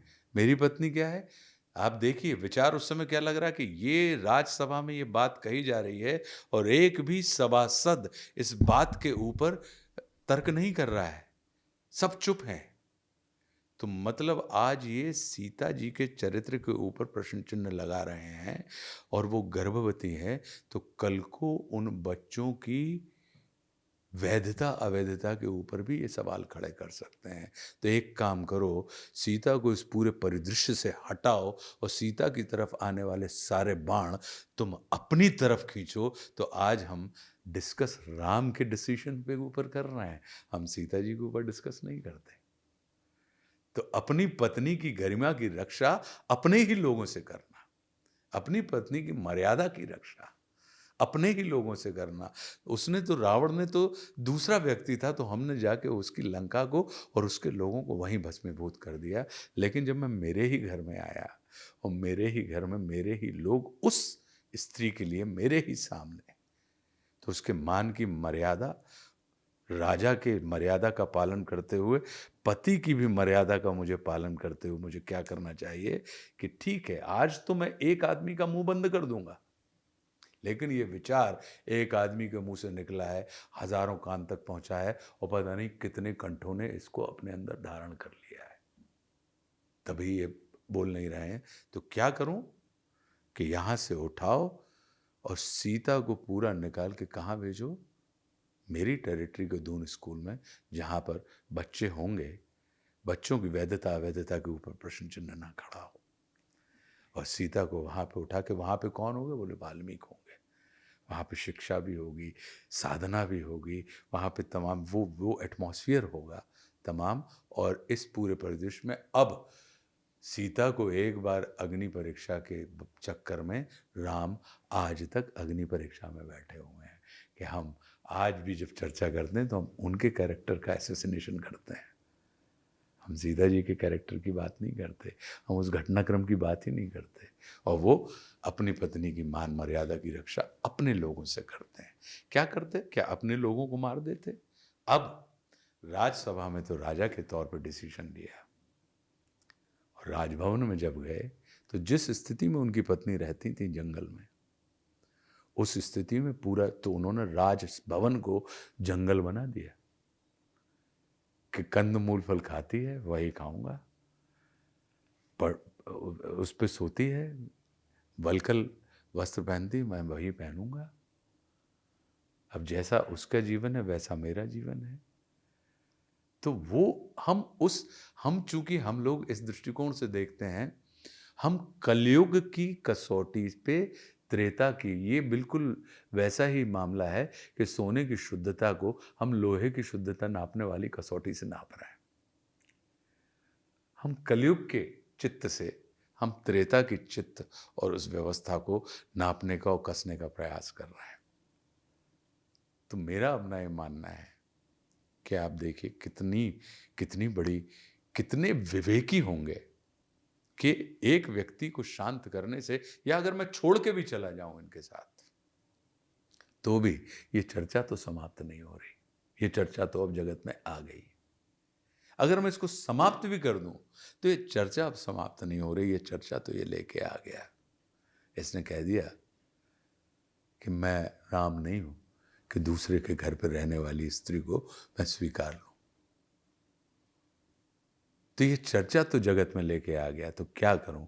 इस चर्चा को ही समाप्त करना है, तो कैसे समाप्त की जाए? कि talk to me, assassinate me, not her. तो एक पति के तौर पे उनके मान की, उनकी मर्यादा की, उनके गौरव की, क्यों? क्योंकि एक बार नहीं, खरदूषण ने सीता जी के साथ बदतमीजी करने का प्रयास किया तो अकेले राम ने 14 सहस्त्र सैनिकों के साथ खरदूषण का संहार कर डाला। कबंध नाम के राक्षस ने सीता जी का, विराध नाम के राक्षस ने सीता जी का के साथ दुर्व्यवहार करने का प्रयास किया, उसको नेस्तनाबूद कर दिया। देवराज इंद्र के लड़के जयंत ने सीता जी के साथ अश्लीलता करने के प्रयास की तो उसको दंड किया। तो क्या राम के लिए एक इस चर्चा को दंडित करना या इस व्यक्ति को दंडित करना? लेकिन आप देखिए जिनकी अकेला प्रेम ही नहीं थी, अकेला पत्नी ही नहीं थी। जगदम्बा सीता राम का गौरव भी थी, राम की आस्था भी थी, राम की सभ्यता भी थी, राम की संस्कृति भी थी, और राम का प्रेम भी थी, और राम की पत्नी भी थी।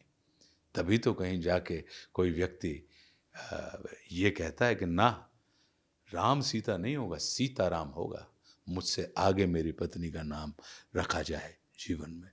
ऐसी चेतना क्या हम में, आप में है? हमारी पत्नी या किन्हीं लोगों की पत्नी अगर उनसे ज़्यादा मशहूर हो जाएं या उनसे ज़्यादा धन कमाने लगें, हम अपने आप को इन्फीरियर मानने लगते हैं। ना, तुम्हारी अस्मिता, तुम्हारे पीछे चलते हुए मैं अपना प्राइड नहीं खो रहा हूँ, मैं तुम्हारा प्राइड हूँ और तुम मेरा प्राइड हो। हम एक दूसरे के कभी तुम मेरी अग्रगामी रहोगी और मैं तुम्हारा अनुगामी रहूँगा, सेवक, पीछे चलने वाला। कभी तुम्हारा सहगामी हो जाऊंगा, कभी मैं तुम्हारा अग्रगामी हूं।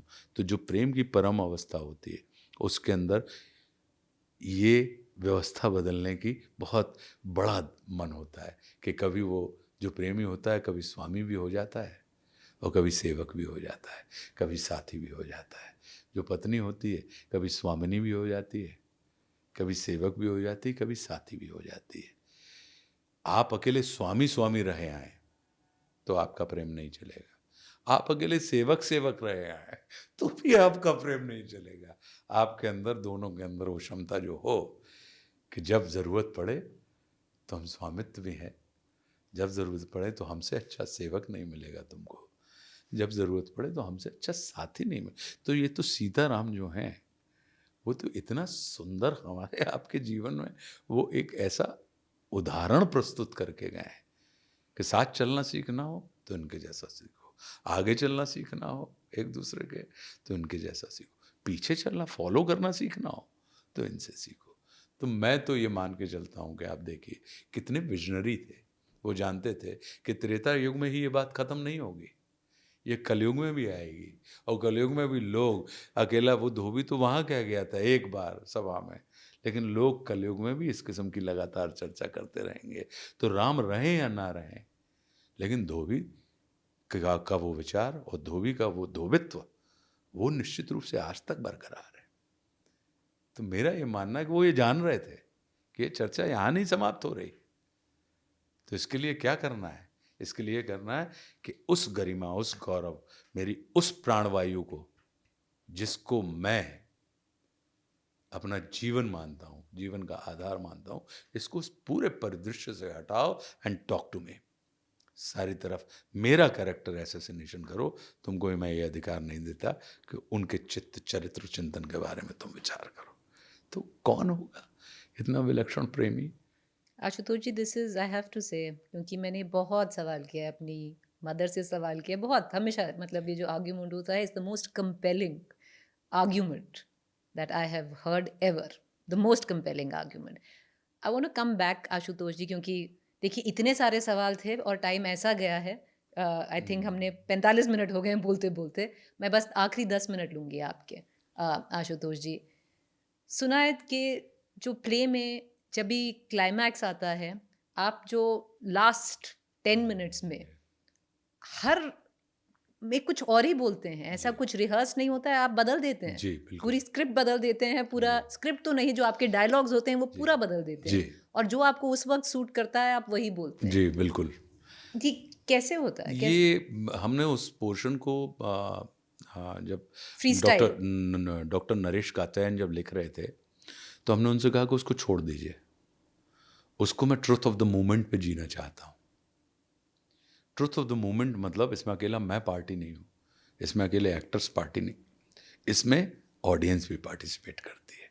ये उनके भी पल का सत्य है और मेरे भी पल का सत्य है, और उस पल में जो सत्य मेरी समझ में आएगा मैं उसको साझा करूँगा। तो क्योंकि थिएटर के अंदर एक क्वालिटी होती है, जीवन में हम कभी कभी किन्हीं से कनेक्ट कर पाते हैं लेकिन कम्युनिकेट नहीं कर पाते। प्रीति, कभी कभी किसी से हम कम्युनिकेट कर पाते हैं लेकिन कनेक्ट नहीं हो पाते, और दोनों ही स्थितियों में हमें अतृप्ति मिलती है। ऐसा बहुत कम होता है कि हम जिससे कम्युनिकेट कर रहे हैं उससे कनेक्ट भी करें, या जिससे कनेक्ट कर रहे हैं उससे कम्युनिकेट भी करें। थिएटर वो विधा है जिसके अंदर कम्युनिकेशन और कनेक्शन दोनों चलते हैं, और एक तरफ से नहीं, दोनों तरफ से ये चल रहे होते हैं। ऑडियंस भी आपसे कम्युनिकेट कर रही होती है, कनेक्ट कर रही होती है, और एक्टर भी कम्युनिकेट कर रहे होते हैं, कनेक्ट कर रहे होते हैं। तो उस पल जो मैजिक होता है, वो उस पल के लिए आप छोड़ दीजिए कि रावण के उसमें रहते हुए, और वो एज एन एक्टर मेरे लिए भी रिजुवनेटिंग होता है। मेरे लिए भी वो एवरी मोमेंट जगाए रखने का काम एक्सटेम्पो करता है। एक्सटेम्पोर है, वो आपको भी जगा रखने का काम करता है कि आप फिर आप ये नहीं ले सकते हैं कि आप कोई कुछ रटा बोल हुआ रहा है और डायलॉग। आप सोच रहे हैं ना। आपको ट्रुथ ऑफ द मोमेंट में रहना पड़ेगा। इसलिए वो ट्रुथ ऑफ द मोमेंट में रहने के कारण एक एक पल जगा हुआ रहता है। इस कारण लोगों को वो मैजिकल But लगता it's है। like meditation. Yeah, it is like meditation and It's like communicating at that Yes, time with yes, the character correct. of Ravan. And basically acting for me and for I consider it is way of salvation, frankly speaking. It is, yes, fine, perfectly all right, I am earning money through acting, but ये सिर्फ मेरे जीविकोपार्जन का साधन नहीं है, ये मेरे जीवनोपार्जन का भी साधन है कि मैं इसमें, इस पूरी यात्रा में मैं अपने आप को ढूंढना चाहता हूँ।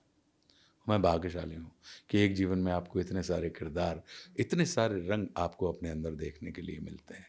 क्योंकि एक बड़ा अच्छा शेर निदा फाजली साहब ने कहा है कि हर आदमी में होते हैं 10-20 आदमी, जिसको भी देखिए कई बार देखिए। तो वो जो आपको अपनी यात्रा, अपने से परिचय प्राप्त करने की जो यात्रा होती है, हमारे इस प्रोफेशन में उसकी बहुत गुंजाइश है।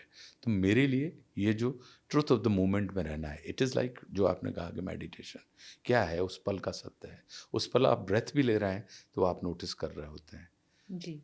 उस पल जो कुछ घट रहा होता है, अगर वहाँ से पता लगा कि सामने से कोई एक तो फ़ोन नहीं बजते, अभी तक का हमारा ये अनुभव है, लेकिन अगर हल्का सा भी कोई विस्पर आता है तो उसके प्रति भी आप रिस्पॉन्ड करने की स्थिति में आपके पांचों सेंसेस तैयार होते हैं। तो ये मेरे लिए एक व्यक्ति के रूप में बहुत बड़ी, मैं इसको वरदान मानता हूँ। और क्या होगा, हो सकता है कि आप ब्लैंक हो जाएं, कुछ ना बोलें, हो या जो सकता कल है, वाला था वो बोल दें। या कल वाला था वो बोल दें आप, that is perfectly all right. लेकिन आप अपने आप आज तक ब्लैंक हुए हैं 300 से ऊपर नहीं, शोज आज में। तक 312 शोज हो गए। अभी हमारे कल से 2 तारीख से 5 तारीख तक दिल्ली में है, तो 320 शोज हो जाएंगे हमारे। आज 18 तक वाले हमेशा में एक नया कुछ हमें मिलता ट्रूथ रहा ऑफ द है, या moment. Truth of the moment मैं आपसे मिलता पूछ रहा है। सकती हूँ क्योंकि मुझे ये पता था, तो कि आपका last truth of the moment क्या था? संक्षेप में अगर आप हमें बता पाए। अभी तो last truth of the moment is this कि both of us are talking. This is the truth of the moment. So मैं हमारे राम के जोन में ही नहीं हूँ, फ्रेंकली स्पीकिंग। लेकिन प्रोसेस है, अगर प्रोसेस, हाँ, वो जैसे ही जाएंगे तो प्रोसेस। वो चालू हो जाएगा। लेकिन हाँ, एक नटशेल में अगर मैं एक बात कहूँ तो लक्ष्मी के 3 रूप होते हैं। जो अभी निकल के आया था, चूँकि बॉम्बे में हम कर रहे थे, NMCC में कर रहे थे, तो उस क्राउड के मुताबिक जो चीज़ समझ में आती है, एक होती है लक्ष्मी, एक होती है कुलक्ष्मी। तो जो नीति से कमाई जाए वो लक्ष्मी कहलाती है। अनीति से भी कमाई जाती है लक्ष्मी, अनीति से भी आती है, वो कुलक्ष्मी कहलाती है। लेकिन जो नीति और प्रीति से कमाई जाए वो महालक्ष्मी होती है। और लक्ष्मी और कुलक्ष्मी का स्वभाव चंचल है, लेकिन महालक्ष्मी का स्वभाव अचल होता है। और महालक्ष्मी उसी से प्रेम करती हैं जो उनकी बहन सरस्वती के प्रति आदर के भाव से भरा होता है। तो इसलिए आप देख लीजिए कि जितने भी हमारे शिक्षण संस्थान हैं वो सब वेल्दी हैं। आप लोग अगर मीडिया को भी जाएं तो आप सरस्वती के उपासक हैं आप लोग। मतलब हम क्या कर रहे हैं? हम वांगमय स्वरूप को ही हम लोगों के सामने लेके आ रहे हैं ना। हम शब्दों के माध्यम से ही, हम विचारों के माध्यम से ही, हम ये और ये, इसके माध्यम से ही तो हम दुनिया को सामने रख रहे हैं ना। तो हम किसकी उपासना कर रहे हैं? सरस्वती। तो वहाँ पर आई हुई जो लक्ष्मी है उनकी ये शर्त है कि मैं वहीं आऊँगी जहाँ पर तुम मेरी बहन सरस्वती की आराधना करोगे, उसका आदर करोगे। तो आप देख, और आप इनमें भी देख लीजिए कि जिन लोगों ने भी सरस्वती का आदर करना छोड़ा, वहाँ से वो महालक्ष्मी चली गई, वो कुलक्ष्मी या लक्ष्मी में रूपांतरित होकर हाथ बदलती रहती हैं कि कभी इस हाथ में कभी उस हाथ में। तो वो अचल है, वो वहीं बैठती हैं। तो ये एक चीज़, एक थॉट आया था जो हमने वहाँ पे शेयर किया। Ashutosh ji, it's a great thought specially for this Diwali, क्योंकि दशहरा अरे दिवाली वाह, है क्या बात तो है। हाँ, ये तो मैंने बहुत ये बड़ा, देखिए, बहुत अच्छा थॉट है। सोचा नहीं। देखिए टाइम तो ख़त्म हो गया है हमारा, जो 5 मिनट, 1-2 सवाल और करूँगी। एक हमारे प्रोड्यूसर हैं, उन्होंने बोला था ये ज़रूर पूछिएगा, क्योंकि आशुतोष जी जब यंग थे, एक स्टूडेंट लीडर थे, काफ़ी जो दबंग कहा जाता है, जो भी मैं इंटरव्यूज़ हैं आपके वो देखकर उन्होंने बोला, तो उनकी जेन जी से क्या एडवाइस रही है? क्या अग्रेसिव होना चाहिए, प्रोटेस्ट करना चाहिए, नहीं करना चाहिए? क्योंकि इतना सब कुछ हो रहा है जो जेन जी के हिसाब से, जी जो आप अपनी लाइफ अगर देखें सागर यूनिवर्सिटी में जी, और जो पूरा ट्रैजेक्टरी देखें, देखिए क्या एडवाइस अग्रेशन, देंगे? जो अग्रेशन जिसको हम आक्रामकता मानते हैं, मेरा मानना है कि अग्रेशन होता ही वहीं है जहाँ पे अटेंटिवनेस हो। तो अग्रेशन की प्राथमिक शर्त है कि आप अटेंटिव हो, आप अलर्ट हो। जोश तभी काम आता है जब उसके साथ होश की मिलावट हो। होश के साथ जोश में रह के देखिए, आप देखेंगे कि आप जीवन में जो कल्पना करेंगे, जो चाहेंगे वो सिद्ध होगा।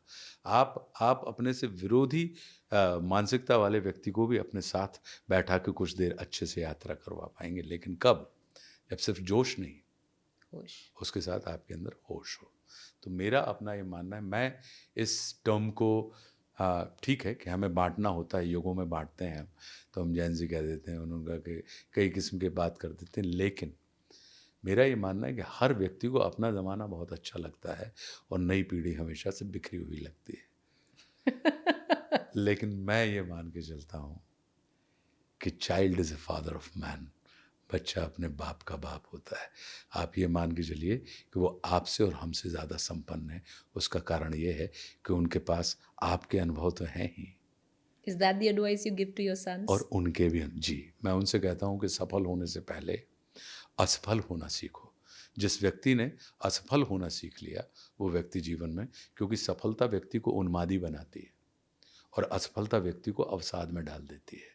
तो जो व्यक्ति असफलता को, फेलियर को ग्रेसफुली डील कर सकता है, वो व्यक्ति सफलता को भी बहुत ग्रेसफुली डील करता है। तो सफल होने के पहले मैं यही एडवाइस देता हूँ लोगों से कि आप फेल होना सीखें। और हमें भी, हम लोग जिनको हम जेन ज़ी कह रहे हैं, जो हम पालक हैं उनके, तो उनसे ये कहते हैं, कहने की एडवाइस मेरी ये है कि अपने बच्चों को फेल होने की स्वतंत्रता दीजिए। सच्ची स्वतंत्रता व्यक्ति को असफल होने की स्वतंत्रता है। एक बार उनको असफल होने की स्वतंत्रता देखिए, आप देखेंगे वो जीवन भर सफल होते रहेंगे। वो सिर्फ इस टैग से घबराए रहते हैं कि कहीं हम असफल हो गए तो पता नहीं कोई क्या ना करे, उस चक्कर में वो काम ही नहीं करते। और जब काम नहीं करते तो ऊर्जा होती है, तो ऊर्जा आक्रामकता में बदल जाती है। क्यों? क्योंकि वो काम करना चाहते हैं, लेकिन वो इस टैग से, इस पदक से दूर रहना चाहते हैं कि देखो इसने प्रयास किया था और ये फेल हो गया, ये फेलियर। हमें उसके परिणाम नहीं, उसके प्रयासों को सराहने की दिशा में बढ़ना चाहिए। और जिस दिन हम लोगों के प्रयास सराहने लगेंगे, आप विश्वास कीजिए, जो विलक्षण परिणाम हमारे बच्चे देंगे हमको और आपको, हम खुद उनके प्रति आदर, आनंद और उत्साह से भरे रहेंगे। Ashutosh ji, do you have any regrets? Nothing, Zero regrets. Zero regrets, कोई रिग्रेट नहीं? कोई रिग्रेट नहीं जीवन में। अमेजिंग। जी, मुझे कोई ग्लानि नहीं। मेरा अपना ये मानना है कि वो उस पल वही घटित होना था और वो हुआ। Would you give, if you had to, अगर आपको कोई सहूलियत, कोई एडवाइस अपने यंगर सेल्फ को देनी होती, क्या देते? मैं उससे ये कहता कि तुम स्वयं के जैसे बनो, किसी और के जैसे बनने का प्रयास मत करो। आपने तो वही किया है। हाँ, तो मैं उसको वही एडवाइस देता हूँ। मैं ये मान के चलता हूँ कि मैं हर बच्चे को यही एडवाइस देता हूँ कि देयर इज, तुम यूनिक हो, तुमसे, तुम्हारे जैसा कोई अन्य व्यक्ति नहीं है इस जगत में। विश्वास कर, एक्टर्स बहुत है ना, आपको मिलने वाले पैसे से आपकी कला का अंदाज नहीं होगा, ध्यान रखिएगा। एक्टर बहुत हैं दुनिया में, कोई किसी के जैसा नहीं है, लेकिन होता क्या है कि हम दर्शक होते हैं, हम किसी को किसी के जैसा बनाने का प्रयास करते हैं। तो हर व्यक्ति, यूनिकनेस हमारी क्वालिटी है, तो उस यूनिकनेस के ऊपर विश्वास कीजिए, गर्व कीजिए, तब आप देखेंगे कि जब आप स्वयं के जैसे बनते हैं तब फिर आप अवसाद से नहीं, आपकी असफलता में भी आपको आनंद आता है, क्योंकि फिर आप परिणाम को नहीं, प्रक्रिया को महत्व देते हैं। आप आनंद के लिए काम नहीं करते, आप आनंद पूर्वक काम करते हैं। तो जब हम आनंद पूर्वक काम करते हैं तो फिर परिणाम हमें आनंद का मिले या ना मिले कोई मायने नहीं रखता। आशुतोष जी, फाइनल क्वेश्चन, सवाल तो बहुत है पर ये आखिरी सवाल मैं आपसे पूछूंगी। हिस्ट्री में अगर आप through all of history, if Ashutosh Rana had to invite, आपको इनवाइट करना होता है डिनर में 3 लोग, देखिए क्योंकि हमारे राम हैं, तो आप रावण को, श्री राम को, किसी को भी जो आपका मन, जी, मैं कोई भी, गांधी जी, कोई भी, मैं भगवान कृष्ण को बुलाता। भगवान कृष्ण, आपको पहले ही पता है, अमेजिंग। हाँ, मैं उनको बुलाता, मैं उनसे कहता कि आप प्लीज़ कृपा करके आप हमारे साथ भोजन करें। और मैं 3 लोगों को इसलिए नहीं बुलाता क्योंकि 3 को अलग अलग बार बुलाना चाहूँगा, मैं एक साथ तीनों को नहीं बुलाना चाहूँगा। ठीक, मैं निश्चित रूप से मर्यादा पुरुषोत्तम श्री राम को बुलाना चाहूँगा। मैं निश्चित रूप से वाल्मीकि जी को बुलाना चाहूँगा, तुलसीदास जी को बुलाना चाहूँगा। इनके साथ बैठ के मैं डिनर करने का मेरा प्रयास रहेगा। और रामकृष्ण परमहंस देव जी, इनको मैं मतलब बहुत बहुत सारे हैं प्रीति, ये 3 नहीं हो सकता। 3 नहीं हो सकते, चलिए। हमारे जीवन में 3 नहीं हो सकता। मैं कैसे चाणक्य को छोड़ दूँ, मैं कैसे सम्राट अशोक को छोड़ दूँ, बहुत सारे सवाल हैं। ट्रेट्स ऑफ एन एक्टर है, सब चाहिए। हाँ, मतलब दिल भी एक, राजेश रेड्डी का एक बड़ा अच्छा शेर है कि दिल भी एक जिद पे अड़ा है किसी बच्चे की तरह, या तो सब कुछ ही मुझे चाहिए या कुछ भी नहीं। We will end it on this note, Ashutosh ji. But I had read and there were so many questions I wanted to ask you about your Guruji, but I think समय आ गया आशुतोष जी, आप चेले लेने शुरू कर दीजिए। नहीं, You मैं should now, बहुत अच्छा शिष्य हूँ मैं दद्दा जी का। ये जो कुछ भी आप देख रहे हैं ये गुरु, देखिए मैं इस बात से एंड करूँगा। हाँ, बहुत से लोगों को कर्म से मिलता है, बहुत से लोगों को भाग्य से मिलता है, एक तीसरी श्रेणी और होती है कि बहुत से लोगों को कृपा से मिलता है। मैं तीसरी श्रेणी का व्यक्ति हूँ। मुझे जो कुछ भी मिला मेरे परम पूज्य गुरुदेव भगवान दद्दा जी की कृपा का परिणाम है। तो आप जो देख रही हैं, अब इस नाते जब तक वो जीवन में थे तब तक हमारे पास गलतियाँ करने की स्वतंत्रता थी, लेकिन अब चूँकि वो जीवन में नहीं है तो अब हमारे पास गलतियाँ करने की कोई स्वतंत्रता नहीं है, क्योंकि कोई भी गुरु अपने शिष्यों के अंदर से झांकते हैं।